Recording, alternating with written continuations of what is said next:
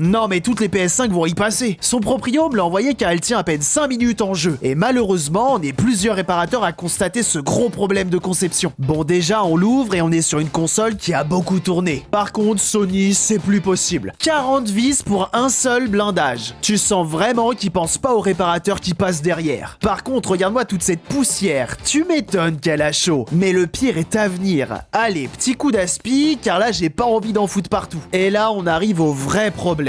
Sony a fait le choix de ne pas utiliser de pâte thermique mais du métal liquide. C'est comme le PureTech, ça part d'une bonne idée pour au final créer des problèmes. Et pour cette machine qui a tourné de longues heures à la verticale, la gravité a fait couler le métal liquide. Et c'est comme ça qu'on se retrouve avec une partie du CPU marquée sans métal liquide et donc sans transfert thermique. Allez, on va remettre tout ça au propre et bien sûr on n'en fout pas partout car c'est conducteur le métal liquide. Plus qu'à tout remonter. Bon et tu t'en doutes, je te conseille fortement de mettre ta console à plat quand c'est possible. Et quand tu peux pas, utilise le support fourni avec la console. Une légende raconte que ça limite l'écoulement du métal liquide. Et sur le site d'iFixit, t'as un tuto pour dépoussiérer la console en enlevant simplement les deux capots. Maintenant que c'est remonté et qu'elle fonctionne, plus qu'à la faire tourner pour voir si elle est endurante. Et oui, je sais, elle est à la verticale sans socle. Mais t'inquiète pas, c'est pas en quelques heures que le dry spot va se former. Bon, c'est pas tout, mais ça m'a filé le tournis cette histoire. En attendant, on se dit à très vite pour une prochaine réparation.